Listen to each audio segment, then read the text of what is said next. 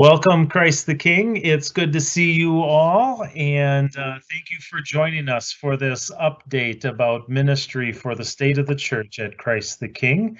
We're going to share with you what's going on in ministry and perhaps a few things of what to look forward to in the future in our ministry together. Just a few reminders tonight as we are gathered. You will only see the presenter, but there are a number of us who are waiting to speak and share what's going on at Christ the King. So presenters cannot see you, but you can see us when we come live and we are speaking. So you will only see, again, one of us at a time, and tonight you will be seeing, after myself, Pastor Nate, you will see our council president, Carrie Bean, and she will be followed by our vice president, Kelly Viles, and also Pastor Dara will be sharing a few comments tonight. You will see Carrie and Kelly mostly tonight. We feel that it's important that you hear from the people of the congregation and from your leadership, and you hear from the pastors often enough. So we're giving them the stage tonight for the most part. Let's see, a little bit later, or as we are going throughout our meeting, if there are questions that you would like answered, you should see a little icon that has two bubbles, one with a question mark in it, probably in your upper right-hand corner. So feel free to put your questions out there. We will answer those as they come, and then they will be published so everyone can see the question as we are answering it or after it is answered. So thank you for, again, being here tonight. Again, this is just to keep the communication open between everyone to know what's going on at church, even though we are not in person at church. So, so thank you. So I'm going to kick it off with one of our areas of ministry, and that's the finances. This comes from Aubrey. This is not my report, but I'm going to share with you what she has shared with us at our last council meeting.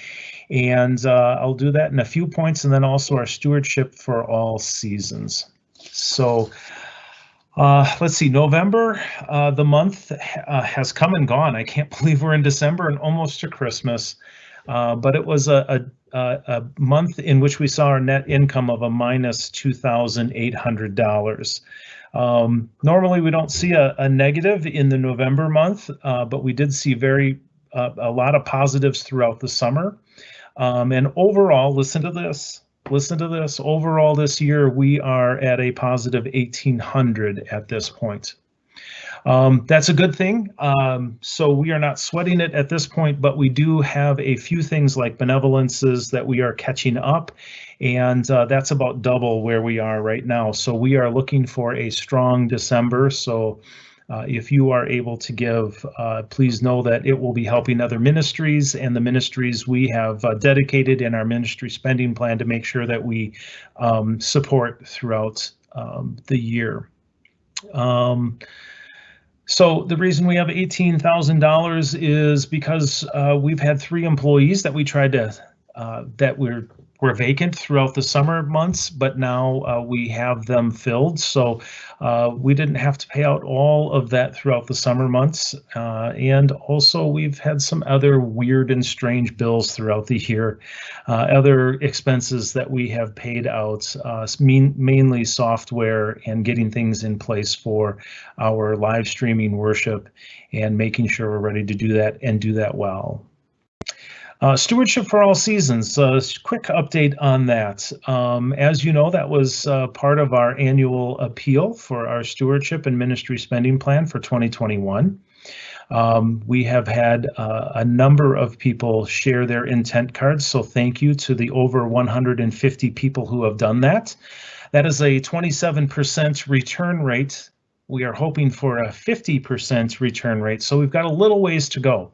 We sent out a second mailing, hoping we would gain more traction with that, and we know that in some cases it might be difficult to predict what your next year looks like, but we do ask that you participate in the spiritual discipline of sharing your intent card, whether it's an actual dollar amount or if it's a we'll give as we're able. It just helps us know the number of households who are engaged in ministry and helping out in that way. So we appreciate anyone who can send one in, and we give thanks for that. Of the intent cards that have come in, 50 to 51% of them have increased in giving, which equates to $48,000. Our goal is 50,000. We are almost there. So a few more cards that may come in here before the end of the year will help us to accomplish that second goal that we have. So just again, thank you to the many people of Christ the King who see their giving as a spiritual discipline and also a way in which we support faith formation and supporting many other ways that we reach into our community and world.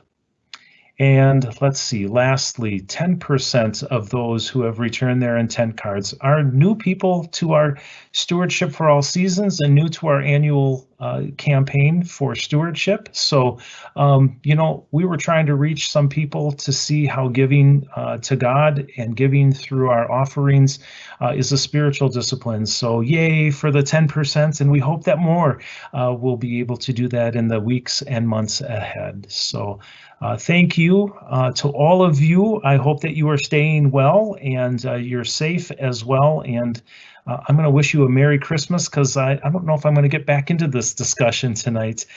So we'll see. But I'm going to hand it off to our fearless leader and council president, Carrie Bean. Carrie, off to you. Thank you. Thank you so much.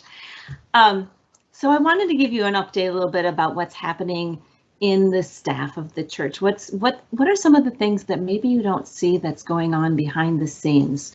We all kind of, you know, join in on Sundays and watch the worship services, maybe in your pajamas, we won't tell. And we're just so grateful for everyone that's working at the church. And I wanted to kind of tell you what was happening. As Pastor had mentioned, there are several new people in our church that are working as staff. I want to start with Tina, who is our community life coordinator. Tina has done a variety of different things this year. One of the most important is she helped Pastor Nate work on the Constitution and make sure that that's up to date. That's been several years in the making, or in the need of, I should say. And so Pastor Nate and Tina worked on that together. And so we're grateful for her work on that. She's also been working with the readers for the worship and lining everybody up. She's also coordinated a giving tree, the giving tree that you've heard about, and the gift return. She has many day-to-day office tasks that are under her jurisdiction. And she's also working on compiling annual reports. So in about a month, we'll be having our annual meeting. So Tina's been working on gathering all of those. And she's also, exciting news, right? Gathering worship leaders for our in-person service, our drive-in worship service, which you'll be hearing a little bit more about later on. So if Tina sends you an email and asks if you can help out, please take that under consideration. Thank you, Tina, for everything you're doing.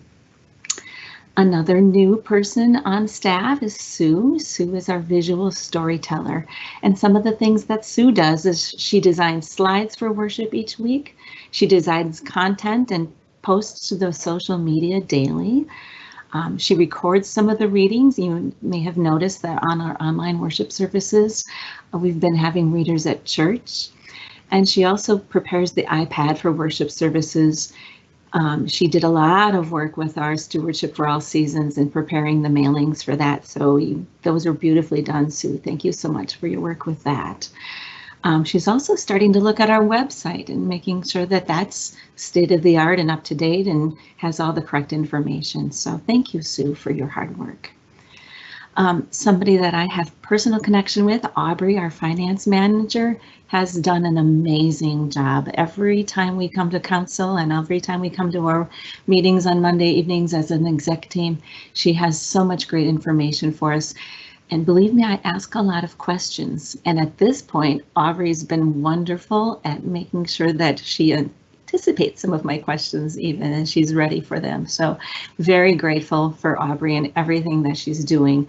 Once again, she'll be preparing the narrative budget, ministry spending plan, And so she's going to be able to talk us through what's happening with our church and where are we deciding to put some of our finances. And so we look forward to Aubrey's work. Thank you so much.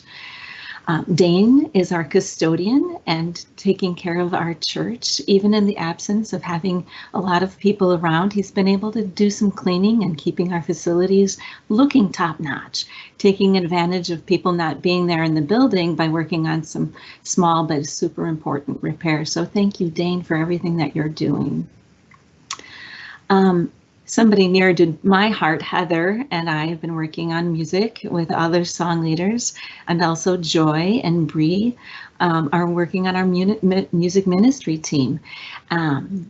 They are continuing to work to record music for worship services and Sunday school. And Heather has actually lined up a string quartet for Carols by Candlelight. You may have noticed that on some of our social media posts. That'll be happening this Saturday at 6:30. Heather also works 3 weeks in advance on all of the music that you see on a Sunday. So she's got a lot of music in her inbox, and I'll admit that I've been guilty of not necessarily tagging my music correctly or not giving her the right subject line. So thank you, Heather, and I apologize for anything that I've caused as far as trouble for you. So great job to our music ministry team. Thank you for 3 wonderful people. Not least, but last, would be our thank yous to our pastors. I know that a lot of us tune in on Sundays and say, boy, they did a great job with that message, but maybe we don't give a lot of thought to what happens behind the scenes. As I mentioned earlier, we often have a Monday evening meeting, which the pastors are preparing for and talking to the exec team about what's happening in the church behind the scenes. How can we support anything that we might need to know about? And so they're preparing for that. Bible studies has continued on Tuesday mornings. They've also at one point had a book study happening, so trying to keep everyone engaged and learning and being social on, Zoom calls. They're also supporting and coordinating with other clergy around the area, across the state and in the synod, trying to support them in their digital learning, because not everybody is as adept as our team is at getting the worship services online. So they've been able to offer support, not only with technology, but also, as you can imagine, trying to be clergy through a pandemic when everyone needs your clergy people as much as we do, has been very stressful on a lot of the pastors in our synod and across our state. So some of our worship leaders, especially I know Pastor Nate, has offered a shoulder to lean on, an ear to listen and support other team members across the clergy people that they know. So we're so grateful that we have such a great listener as one of our leaders. And we're so grateful for Pastor Dara and all the work that she's done in researching the best technology. And she and Adam have done a great job of making sure that everything can be smooth and work, on all our transitions and our slides and what technology is going to be the best and all of those sorts of things. So we have a great team leading us through this. Some of the other things that they do to prepare for Sunday worship is they have worship flow meetings with our music ministry and making sure that everything's going to work smoothly on a Sunday. And if it doesn't, what can we do to, have a backup plan? So that's wonderful. Just trying to navigate ministry through a pandemic. I know I've said it, I've never been a teacher in a pandemic. I've never tried to learn how to do anything in a pandemic. So everyone's learning and, we all kind of had to hit the ground running. And we're just so grateful that we have the team that we have leading us. One of the other big things is the aforementioned staff that I was talking about. Some of them are brand new to their position. Well, 3 of them are brand new to their positions. So trying to reform those jobs, it looks a little bit different now with the pandemic to be a staff member in a church. And so trying to reproduce those positions, working a little bit with the personnel team, also trying to make sure that what the people are doing at church is meaningful and useful and the best way, best use of their times. So we're just really grateful to all of these people, and we're really grateful to our pastors who've been able to help those transitions, to make people feel comfortable in their jobs, to make meaning happen at the church. And everything that we're seeing on the screen is being supported very greatly behind the scenes. So thank you to our pastors. The other thing that I wanted to bring up is that the Stewardship for All Seasons team did a bang-up job of making sure that they were communicating. One of the things that I'm not, I guess, privy to, it's not a great word, but I haven't experienced what some of our pastors and some of our other team leaders have been experiencing with living your job on a screen. Now, some of you are comfortable with that, but I know when we shut down school in March and all of my teaching had to happen in front of the computer, I was never so tired as working in front of a computer screen all day long. That's just not who I am. It's not who I was meant to be. And I know that's not who our pastors are. And so screen fatigue is a real thing for people who are people especially. I just said a lot of peoples in a row, but you get the idea. So I'm grateful for that. And our stewardship team is another one of those teams who met virtually. And the Stewardship for All Seasons team thought about how are we going to thoughtfully use the gifts that are given by our congregation. And so we're grateful to them because they put in a lot of hours at a time where, you can think about why are we doing a stewardship campaign in the middle of a pandemic? Well, we've got great things in store for our church, and we're really grateful to the Stewardship for All Seasons team for thinking about those and getting those in place. So I'll be back in a little while talking about what's happening with the rest of what's happening with our church. But for the next little section on staff, I'm going to ask for Kelly to join us. All right. Hi, everybody. I'm Kelly Viles, and it only seemed fitting that I covered faith formation with you guys tonight because I'm hoping I've had a chance to see you in some form or another, either on your screen on a Monday night or in your front yard taking pictures for confirmation photos. We've got 4 kids scattered from high school down to just about Sunday school. So I've become quite involved in all of the kids stuff. So I hope we've gotten a chance to meet at some point. So I'm going to cover how faith formation has been going lately. Susie and Kayla are the rock stars and directors of faith formation. They've been doing an amazing job putting together weekly content, not only for their classes, but I have to also mention I'm teaching 5th grade this year, and I've never been a teacher, let alone a teacher in the pandemic. Teaching 5th graders virtually, and so she has also offered to go above and beyond and help me with lesson planning and things for my Monday nights. And I just needed to make sure to mention, people are not only doing their jobs, but they're still going above and beyond, which is crazy and awesome all at the same time. So Susie, shout out to you.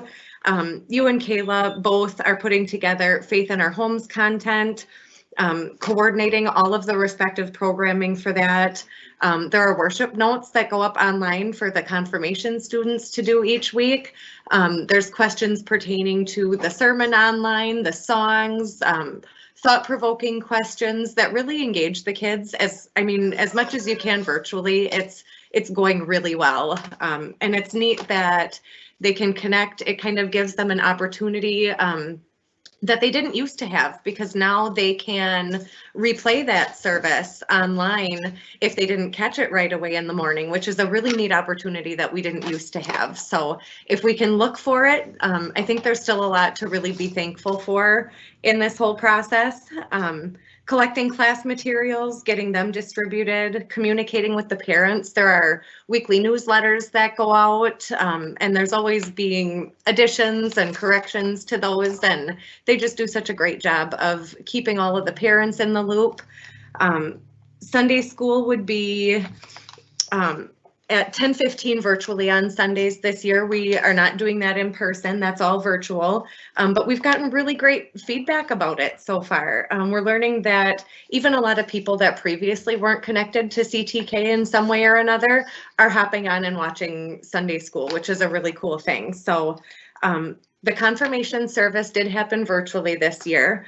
The students and the families gathered together to be a part of the main worship service. And then there was a private Zoom afterwards where everybody could hop on and then continue the worship and the affirmation of the baptism liturgy on there. And then a lot of the youth Christian education is on a 3-week rotation right now. And so the way that that is set up is typically, if we were meeting in person at church, it would be set up for a rotation where 1 week the kids are virtual on the computer, 1 week they're in person at church, and then 1 week they have an at-home activity, which I thought was a really great way to mesh that. I don't know, I guess we always had a hard time figuring out, you know, you go to church on Sunday, but how do you take that home with you and work that into your everyday life with your kids? And I think that this is a really great opportunity to do that because they lay out a home activity for you to do. Either the kids are interviewing you or asking you questions. There's ways to get the whole family engaged. Supper time is a great time to do it. And then the kids hop back on and they answer questions about what they did. We talk about it the next week in class. And I think it's really, it opened a door for a lot of families to kind of merge that, you know, how do we bring church home? You know, like when we used to go on Sundays, how do you bring that home and merge it with your life? So it's been a really cool opportunity. So we also wanted to thank the parents as well, because you are a huge part of this process. I know I personally have never had so many table guides, which is awesome. So thank you to everybody who's chipping in. And if you're out there and listening, you don't have to be a parent to be a table guide. If you have any free time, shoot us a message and let us know that you're willing to give up an hour. And it's actually amazing to sit with the kids. They have some really great things to say. So yeah, so nothing but good news to report for Faith Formation, you guys. We are all working hard and we're working together and it's working so far. So great job, you guys. Carrie, I will pass it back to you. She's going to talk a little bit about the parking lot worship service that she mentioned earlier. Awesome. Thank you so much. And again, thank you to everybody on staff. You've done such a great job making it through this and doing the best that we can. And we're just looking forward to good things coming. So thank you, staff. The parking lot worship coming up. A lot of you have been asking about that. Why can't we do that? You know, we know that other churches have been doing it, and how can we work it out? And we wanted to address that a little bit because we know that I hope you know that we also want to get together. We've been trying to do that. If you can remember, back in October, we were going to try to do a tailgating party, and then our numbers hit an uptick. And so we do miss everyone and we do want to get together. And so thank you for understanding why we chose to continue to meet virtually right now. One of the things that we need you to understand is that we have been short-staffed. As I was talking about earlier, we had 2 pastors that were running the office, answering the phones, answering the emails, taking care of all the things that normally we might have our volunteer coordinator do, or our office manager taking care of prior in years past. And so we really needed our pastors to do what they could do best and what they could figure out the best and how to manage this. And so that was one of the back burner items that thought, well, that would be kind of neat to do, but right now we just need to make sure that our online presence is where we're putting our energies. A lot of the other time that's been, now that we do have staff members, putting in some training, helping people understand their jobs. And as I mentioned before, what are these new jobs? What is life looking like in 2020 and going into the 2021 into the future? A lot of our lives are going to be changed because of this pandemic, and the church staff is no exception to that. And so our pastors have been spending a lot of time trying to figure out what to do about that. And so to try to look beyond, each Sunday and try to look beyond how are we going to plan for this week's service and making sure that all the slides are put together correctly, and then adding the staff into that flow and try to figure out how to teach other people to do what they've been working on has taken a lot of energy. And as Pastor had mentioned, a lot of the things that we're doing right now are also going to continue into post-pandemic time. So we'll be having some online presence. We'll have some online services. We have our wonderful new projection system that we're going to be able to work into all of that. So really great things coming our way. And thanks to the time that they've been able to put into the online service and the digital technology in our services, that was really been a big part of what they've been working on. As a whole, the staff has had to shift gears to make ministry happen in this completely digital environment. And some of us, you know, me speaking, I've been a teacher for more than 30 years. I've never spent so much time learning digitally and figuring out how to handle all these things. And that is not any different for some of the people on our staff. So all of this is brand new, and we're just trying to do the best we can with what we have and then some. It was very valuable, and one of the thank yous that I put off until right now was to our guest pastors, as we call them, our God Squad. We're just so grateful for their supply preaching in the months of October and November, which allowed our pastors to have some time to open up their brains into what are other possibilities. I know Pastor Dara even attended another worship service to try to understand how does it work to have a parking lot worship? What is the radio frequency all about? I mean, you can read about things, but until you experience it and try to understand the workings behind it, it has to, you know, it's just a vision somewhere in the back of your brain. So it was really great. And thank you to Pastor Chuck and Pastor Judy and Pastor Brian for offering their help. It wasn't just a break for our pastors, it was a time for them to regroup their brains and to get some new thoughts in their system too, and re-energize what was going to happen. And it was almost immediately after one of those guest services, guest pastors, one of our worship team meetings was, we have an idea. We think we could pull off a parking lot service. And there was so much excitement behind those words from our pastors. It was just refreshing. So they were able to meet, Pastor Nate was able to meet with Tom Goodset, who is a wonderful technology guy who, that's a bad word, but a technology person who has worked with me in my school district also. He's also set up all of our sound system at church. He knows frequencies. And one of our concerns with the radio frequency is how do we compete with the high school and what might they have? And Tom's done a lot of work at the high school. How do we work with Quick Trip and any of the frequencies that they might be putting out? And so Tom was invaluable in helping us get that ready. And so we were able to purchase a transmitter. It wasn't as cost prohibitive as we thought it might be. And so with a little bit of time, they were able to do a little bit of research, and we're going to be able to do Christmas Eve at our parking lot. So we're super excited about that. We're also just trying to make it be safe, and again, trying to figure out what is the best way to make sure that our congregation stays safe and that we can do a high quality production as we're used to. So we're looking forward to being in person, and we'll hear a little bit more about how that's going to work from Pastor Dara. And it's your turn. That was your cue. Gotta unmute myself. There we go. Thank you, Carrie, for laying that all out for us. Y'all, I am so excited for Christmas Eve and our first parking lot worship. Pastor Nate and I did some testing today of the FM transmitter.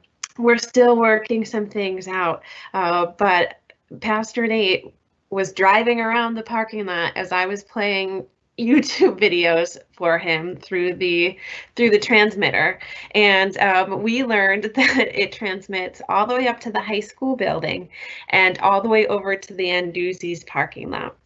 So we had some fun with that. We're still working on it, but I wanted to give you a little bit of a preview and tell you what you can expect if you attend our Christmas Eve parking lot worship. So first of all, the Christmas Eve parking lot worship service is at 3:00 p.m. Key reason for that is because there's still going to be some daylight. When you come to that service, you're going to want to bring your own candle or a flashlight or a battery operated candle. It's really up to how brave you want to be with things in your car.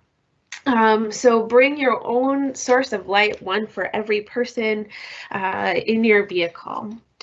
Now, when you, before Thursday, Christmas Eve, we will send out an email and we'll put on Facebook and we'll have it on our website, a few places where you can access the bulletin. You have a couple options. We'll have a PDF option available that you can just print out the bulletin at home, or we'll also have another version that's just straight up scroll through version bulletin, which you can just pull up on your phone or whatever device you have with you in your car. So that bulletin is going to have all of our lyrics for our hymns. It's going to have our prayers, our words for our liturgy, and all the pieces that you're going to need to participate in worship. So we'll send that out ahead of time. And then once you come to worship on Christmas Eve, you're going to want to pull in and come in through the Kennedy Avenue entrance. Once you're there, there's going to be an usher pretty close to where you pull into the parking lot. And that usher is just going to check in with you real quick. They're going to say, do you have your own bulletin? Meaning, do you have your own device or do you need a one printed out? And if you don't have access to the other two options, they will hand you a printed bulletin. From there, you're going to drive into the parking lot and there's going to be some more ushers who are going to direct you on where you're going to park. Now, here's the tricky thing to know ahead of time. You're going to be parking, this is going to be weird, ready? Against the parking lot lines. So your cars will be facing the building. We're going against the grain. So it might be a little confusing and disorienting at first, which is why we're going to have ushers there that will direct you where you can park. Once you are parked, you can just hang tight in your car. Please do not get out of your cars at all. Just stay in your vehicle and another usher will come around to you and you just need to roll down your window. Here's the thing with that. Please have a mask. When you roll down your window, our ushers will do the same for you to keep you safe. And they're going to say, how many people are in your vehicle? And you'll tell them however many people are in your vehicle, and they will hand you a little baggie that has that many servings of communion in it, along with a little card in it that says where you can access the bulletin digitally and tells you what FM station you need to be on. Now, a little bit about the communion cups. They are prepackaged things. I saw Tina putting them together today when I was at church. There's a wafer in there and then a cup of grape juice. It's all attached, and that's how we purchased it. It has not been handled by anyone prior to it being handed to you, except to be put in the little baggies. Okay, so you receive your communion stuff.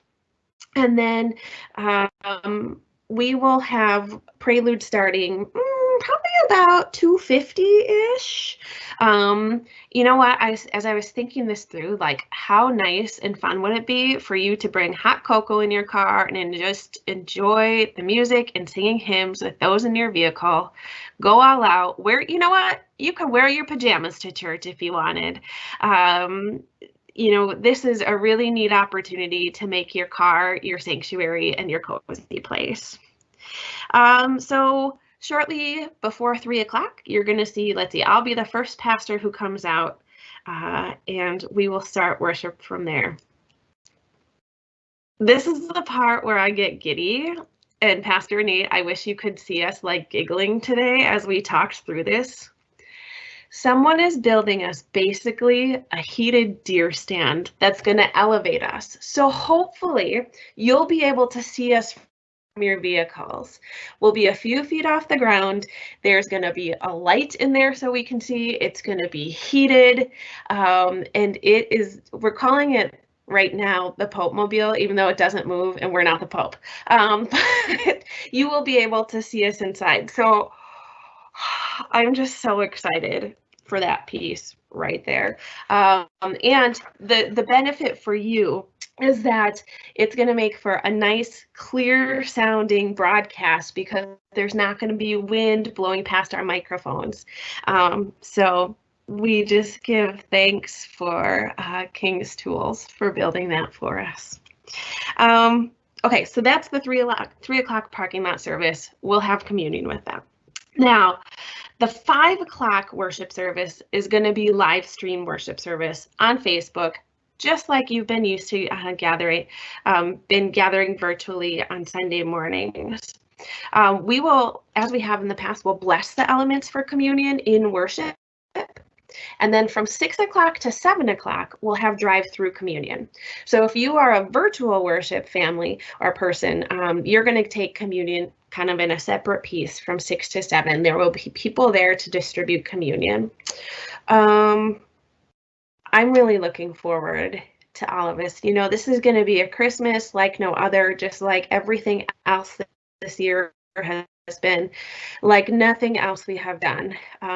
But I'm looking forward to seeing how the Holy Spirit is still going to show up, even though we can't be holding the candles and feeling the warmth of them in the sanctuary, even though we won't be rushing to set up chairs to make more room.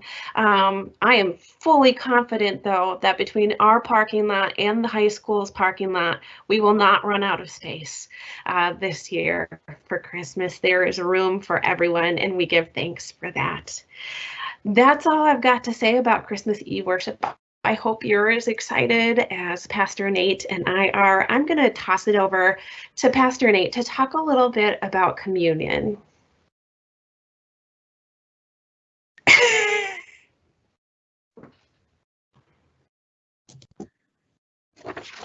Hey, I've got another part here tonight. So I am back, and yeah, communion.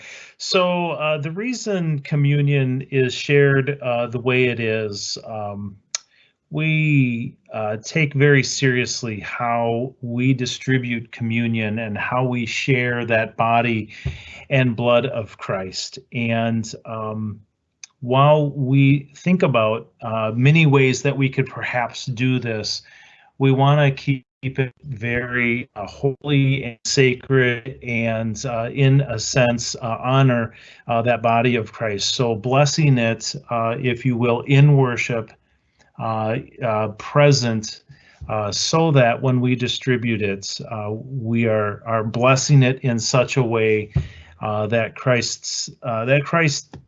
we're doing it in such a way that gives honor to the meal. There are many ways that I think we could probably do this that would not honor the meal. So we take that very seriously. And so the steps that you heard Pastor Dara talk through about the parking lot service, we want to first of all make sure that you have the communion, grape juice and wafer, and then wait to eat that. Until we get to the end of worship where we will consecrate it and then share it with you. So it is present with us in the parking lot as we bless it. And then also for the virtual, again, we don't bless it over the airwaves, but we bless it in the presence of that worship space with those who are gathered, knowing you are gathered at home and wherever you may be, but that then you come to church to receive it and either take it home or share it within your cars before you leave the parking lot. And so we do that in that way to honor it. We don't bless it in your home some miles away or in some other place in a far off place. We really want to honor what communion is about, and it's celebrated around the gathering of one another. And again, we can argue in many different ways for that, but we think that is the place, how we have been doing it is honoring the meal. Number two is when we take that communion in the way in which we as Lutherans understand communion and have blessed and honored that body and blood and the sacrifice that Jesus has made for us, is that we are united together, even though physically we may have driven back to our homes, or we may be in the parking lot, or you're eating it now and someone's having it 20 minutes later. But we are united and connected in Jesus' body mysteriously, and also as holy as that can be. We are connected with the saints who have come before us, with the saints who are taking communion in this time, and we are connected with those who will be taking it at some time after. But there's something very special and holy about that meal. So I know it's been a while since we've had it at Christ the King, or that we've offered it. And I know, as Martin Luther would say, to hang on the word of Christ is probably the thing that is most important. Communion comes after that. And for us, I know communion as Lutherans and us at Christ the King, it is vitally important to us, and it can draw us closer to God and closer to one another. And unfortunately, with this pandemic, we've had to put that off for a while. But I hope that as you do take it, or when you have those opportunities to take it, that this will be meaningful for you, and that you'll understand why theologically, and also as a community of faith, why this is important for us to revere and to honor Christ in the way that we are doing it through our worship. So I know I totally went off script there, so I'm not quite sure where else I was going to go with that, but I think that's the point we're trying to get across. And if there are any other questions, please feel free to put them in the chat, and we'll get to that in a few moments. So we are going to give it over to Carrie, I think, is next. So back at you, Carrie. Thank you so much, Pastor Nate, and thanks for that explanation. That was wonderful. I wanted to share with you that I have been so grateful to the staff, and especially to the council, because I see the council more regularly than the staff. There's never been a group of people that care more deeply about our mission and about our people of our church. It's been a wonderful, wonderful experience for me to lead the people of our council, and they want to keep us safe. I'm going to tell you just a little personal story. Back in March, we were getting wind of the virus. I had gotten wind of the virus earlier than that because our daughter was studying in Vietnam. And as we know, the virus really started taking a hold in Asia. And suddenly, her trip was being very altered, and the places she was able to go were changed almost in less than 24 hours. And being able to travel about the Asian continent was changed drastically because the outbreak of the pandemic was starting over there. And it was very, very stressful for her, which, transpired to stressful for Mom, and how are we going to handle this? And so I was really diligent in understanding what was happening with the virus already late February, early March. And then it came across the pond, as they say, the great ocean, and we started learning about it here. And I will never forget that first council meeting in March where we said, we probably need to talk about what are we going to do this Sunday, and how are we going to keep our members safe? And that was about the time the school district was having some of the similar conversations that I was part of. And we were doing a lot of research as a council and as pastors about how are we going to keep everyone safe and what's the best practice. Never did we have any indication that this would be going on this long.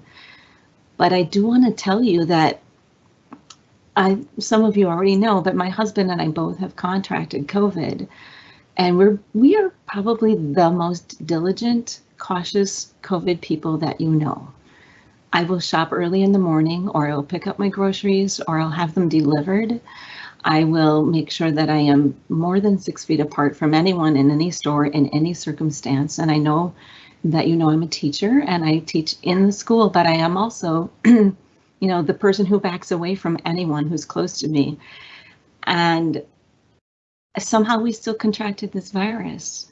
My husband has been working in his office and opposite of his secretary on opposite days. So they're never even within, you know, in the building together.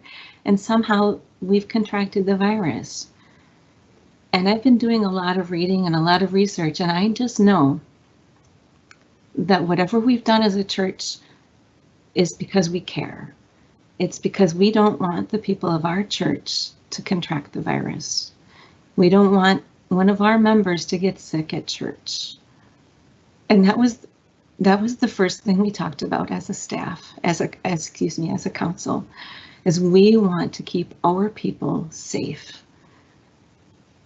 So I know that not everyone agrees with us in keeping our church closed and to being as safe as we have been, but we know that you are safe because of the precautions that we've put in place. And we are doing our very best behind the scenes, in the front of the cameras, to give you a quality worship service, to give you a quality experience. And we're tired too. We're tired of not seeing people. We're tired of not being able to be together. We understand the frustrations deeply, but we also love everyone.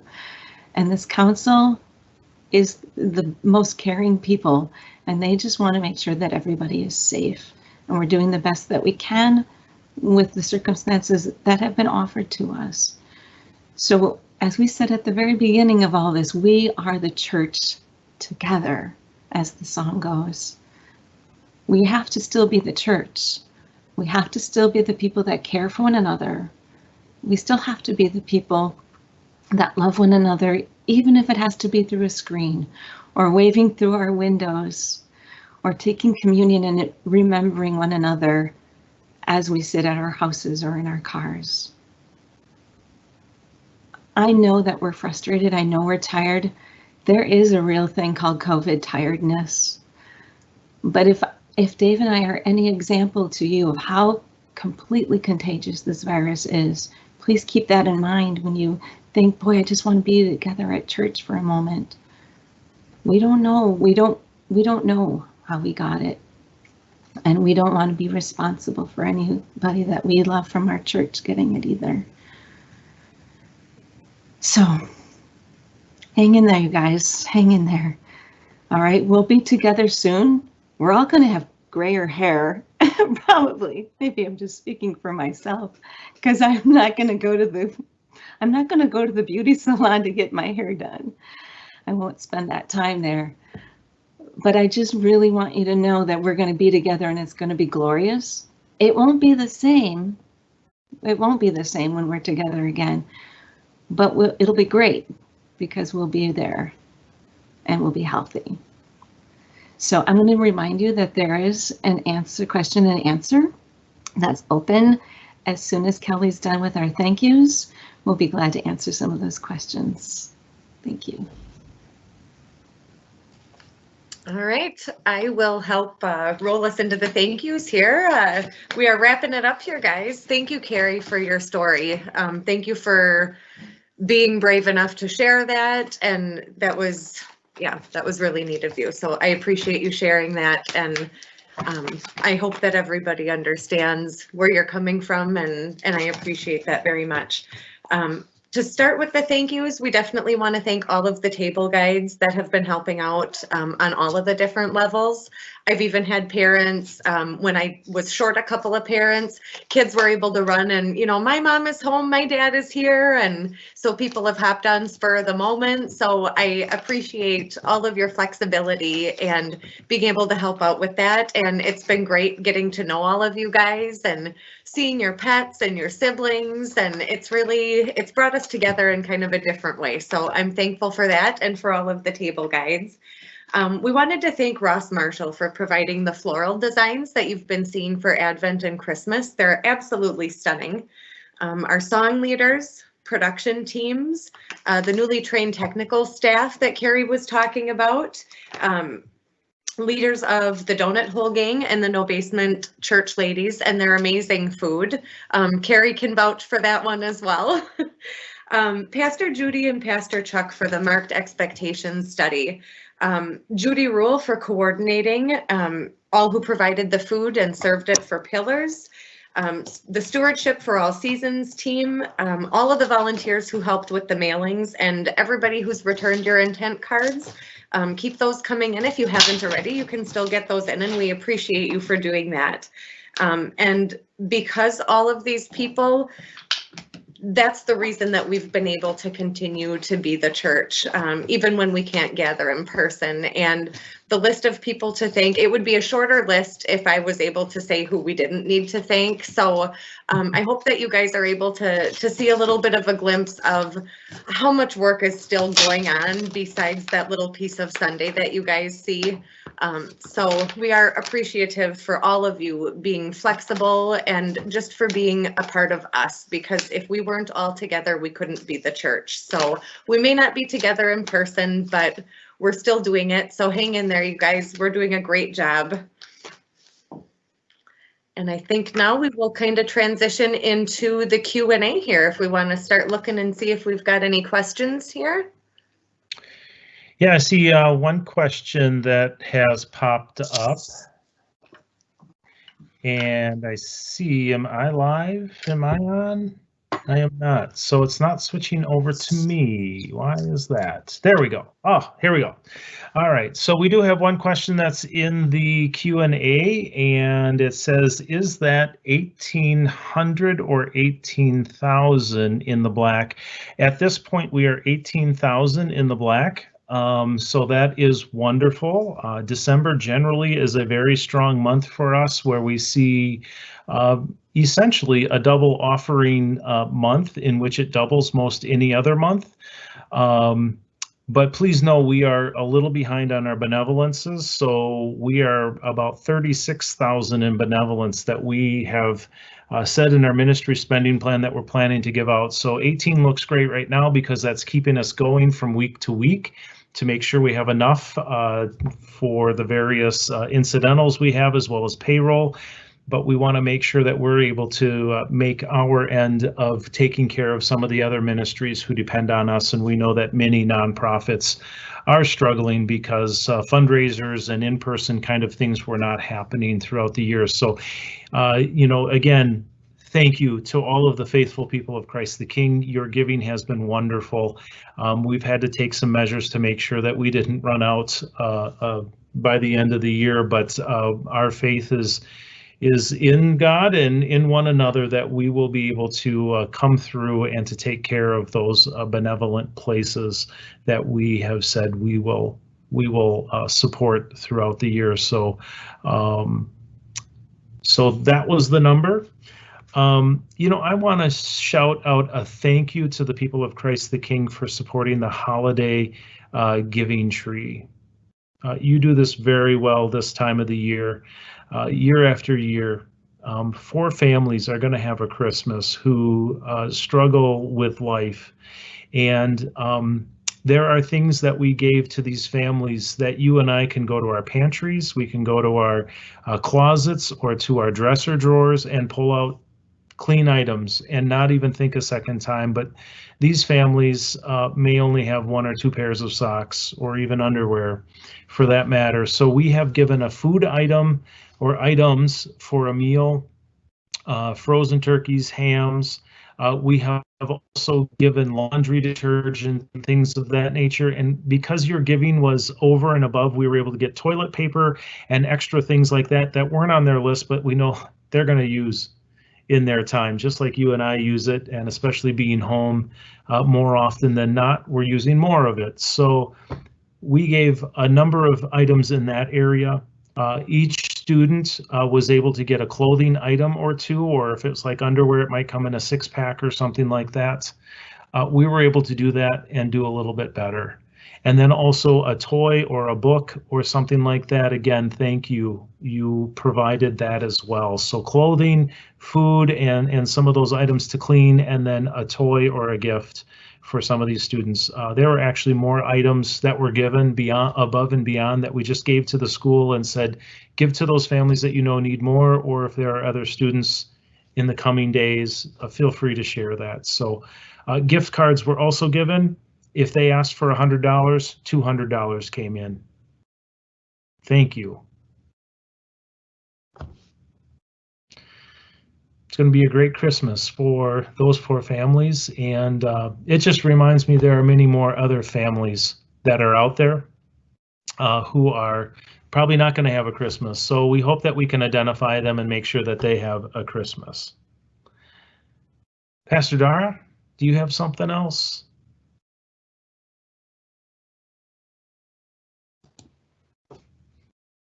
Sorry, I got a little click happy, so Pastor Nate was still talking and I switched to myself, so sorry about that. I've just been looking through the Q&A panel. There's no other questions that have come in. That is everything that we had for you this evening. So thank you so much for tuning in to this edition of State of the Church. We were in a regular monthly pattern, but it was funny. We looked at our calendars and we said, oh, we haven't done one of those in a while. So we got this one going. Thank you for being the church. It is a blessing to serve this congregation and to walk alongside all of you as we serve the world together. And so I give so much thanks for you and for your care and your partnership in ministry. With that, let's close in prayer.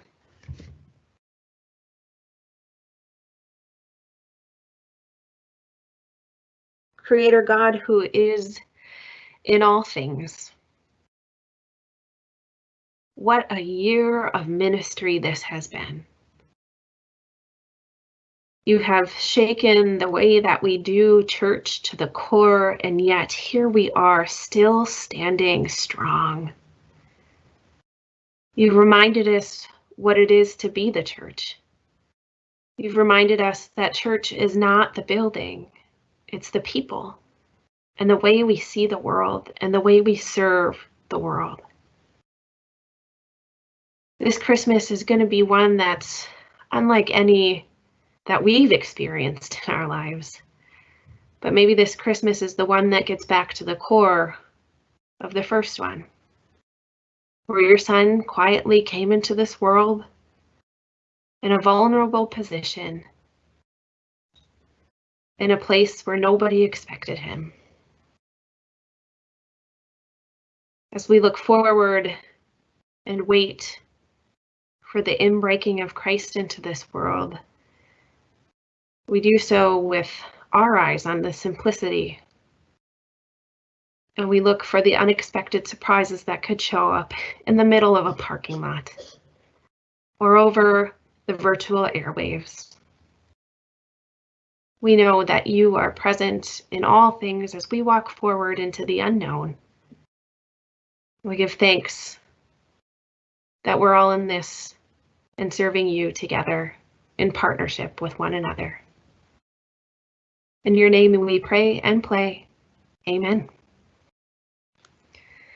Thanks so much for joining us this evening, and we'll see you on Thursday.